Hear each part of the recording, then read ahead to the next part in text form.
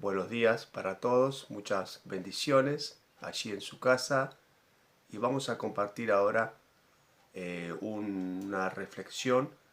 Vamos a leer 2 de Samuel 24:14. Vamos a leer varios por ahí o ir mencionando varios versículos, pero ahora vamos a leer este. Dice: entonces David dijo a Gad: en grande angustia estoy, caigamos ahora en mano de Jehová, porque sus misericordias son muchas, mas no caiga yo en manos de hombres. Y vamos a hablar entonces de este Dios que amamos y que conocemos, y es el Dios, en este caso lo podemos titular el Dios de la misericordia. Hay un pasaje en Éxodo, el capítulo 3, que dice que bien vista tengo la aflicción de mi pueblo en Egipto, y he escuchado el clamor que le arrancan sus capataces, pues ya conozco sus sufrimientos. He bajado para librarlo de la mano de los egipcios. Allí tenemos un pasaje que nos ayuda y nos vuelve a reafirmar que nuestro Dios es el Dios de la misericordia. Ahora, por ejemplo, cuando vamos a leer los profetas, por ejemplo, Oseas, Amós, ahí encontramos pruebas claras de que el pueblo seguía, de todos modos, a pesar de estas liberaciones, de estos actos de amor de Dios, el pueblo seguía en muchas ocasiones siendo ingrato y siendo infiel. Y sin embargo, a pesar de todo, Dios seguía y sigue siendo fiel y queriendo a su pueblo y amando a su pueblo. Por eso, el amor de Dios aquí lo vemos con mucha profundidad en este tipo de pasajes. Es decir, hay una capacidad de perdón de parte de Dios sin límites hacia nosotros. Y esa es la gran oferta que recibimos, la gran invitación para que finalmente nos convirtamos a Él y le adoremos y estemos cerca de Él. Habíamos visto hace unos días atrás que Primera de Crónicas, el capítulo 21 y Samuel 24 allí presenta el mismo tema, y por un lado muestra que Dios había incitado a David, y por otro lado que era el Satanás quien había incitado a David. Y yo les decía y les vuelvo a decir, es un tema más amplio para ver aquí, más profundo, pero nos sirve como dato que decir que Dios estuvo muy activo en estas modificaciones, en realidad de pensamiento respecto al cronista y al autor de los libros, de los primeros libros. Dios sigue siendo el Señor de la historia y es capaz, como aquí lo vemos, de usar a otras naciones incluso para justamente que se dé esa modificación. Había un concepto de Dios en aquel principio donde se atribuía todas las cosas, sean buenas o malas, a Dios. Y aquí simplemente vimos, simplemente para resumirlo, ¿no? Un cambio en ese concepto, de decir, bueno, no, acá el que incita es el diablo. Y después el tema en los dos capítulos es el mismo, que es el tema del censo, que habíamos visto y recordamos ahora que cuál era el problema con el censo, ¿no? ¿Qué tenía de malo que se tomara un censo? Vimos varios ejemplos, uno de ellos era aquel de poner la confianza en los números y no en la presencia misma de Dios. Por ejemplo, esto lo vemos en nuestro tiempo, no sé, en los números en nuestras iglesias, por ejemplo.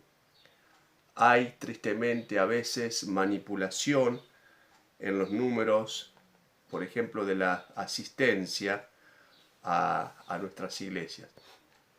Es decir, lo que se informa no es la realidad. ¿Cuántos son? Y somos como 200. Y ahí en ese cómo hay un peligro, ¿no? Porque por ahí no son, un poquito menos, pero se redondea para arriba.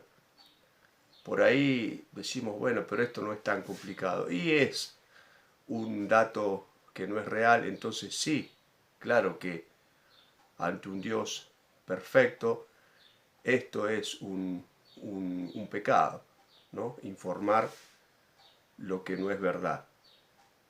Se ha visto hace muchos años y hay datos concretos acerca de esto que voy a decir, que fue también la manipulación que hubo en muchas campañas evangelísticas respecto a los datos que luego se daban.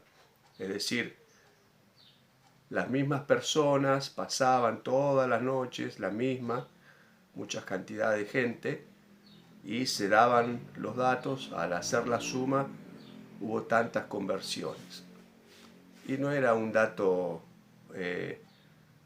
muy real, que digamos. Entonces allí había una manipulación respecto a la información que se daba de de las nuevas decisiones por Cristo que realmente habían sucedido. En nuestros holocaustos, nuestros sacrificios, ya que allí encontramos un pasaje en estos relatos del censo, donde David dice, no ofreceré un holocausto que no me cueste nada. Hay muchos ejemplos respecto a esta, hay muchas enseñanzas. Por ejemplo, cuando se solicita en la iglesia por alguna razón un esfuerzo para hacer un trabajo en la iglesia, ¿no? Y precisamos 1 hora, 2 horitas que los hermanos apoyen o ayuden. Y ahí estamos frente a la posibilidad de ofrecer, ilustrando esta situación, un holocausto o un sacrificio. ¿Por qué? Porque tiene que ver con la entrega de algo valioso. En este caso, nuestro tiempo, ¿no es cierto? Pero esto puede atentar con nuestra agenda, con dejar de hacer algo que teníamos planeado, muy personal, familiar, paseo, lo que sea, o simplemente estar en casa y no dedicar ese espacio. No, yo para la iglesia esto puedo, esto no, pero tiempo para tal cosa no puedo. Es un sacrificio. Y esto encontramos también en este pasaje, que tenemos que entregar al Señor aquello que también nos cueste algo. Y esto lo vemos ahí. Y hay muchos ejemplos, ¿no? Cosas que entregamos. eh, eh, Podemos pasar un buen momento hablando acerca de esto. Este tema ocupa un lugar muy importante en el Antiguo Testamento. Por ejemplo, en Segunda de Crónicas, el capítulo 3, se nos dice que el lugar escogido por Dios respecto al templo, recuerda que no leímos todo el capítulo 24, pero allí encontramos que en aquel lugar donde David dice estas cosas, si yo no voy a entregar a Dios holocaustos o un sacrificio que no me cueste, en ese lugar donde se hizo ese altar, es el mismo lugar donde Abraham había llevado a Isaac para sacrificarlo, el monte Moriah. Y allí, cuando Abraham, recuerdan, está por sacrificar a su hijo, Dios le dice, detente, detente. Entonces, un castigo que Dios había, algo tan duro que le había dicho a Abraham, lo llevó hasta el límite y le dice, detente. Desde luego, este pasaje que estamos leyendo de 2 Samuel 24 también nos informa y luego siguiendo el estudio de la palabra de Dios, ese es el lugar donde luego se hace el templo que lo va a edificar Salomón. Entonces, en ese lugar es donde vemos, en este caso, la misericordia de Dios, y podemos decir el Dios de la misericordia. El Dios que le dijo a Abraham que sacrifique a su hijo que tanto lo había esperado, que tanto lo amaba, lo lleva hasta un límite y le dice, detente. Dios cambia la situación. Y aquí David, recuerden que al leer este capítulo de Samuel, David se le había presentado tres temas y él tenía que elegir. Eran castigos. ¿Cuántas veces no sería fácil estar ahí en el lugar de David? A ver, 3 castigos. Uno más feo que el otro. Y yo creo que David eligió bien. Creemos que David eligió bien.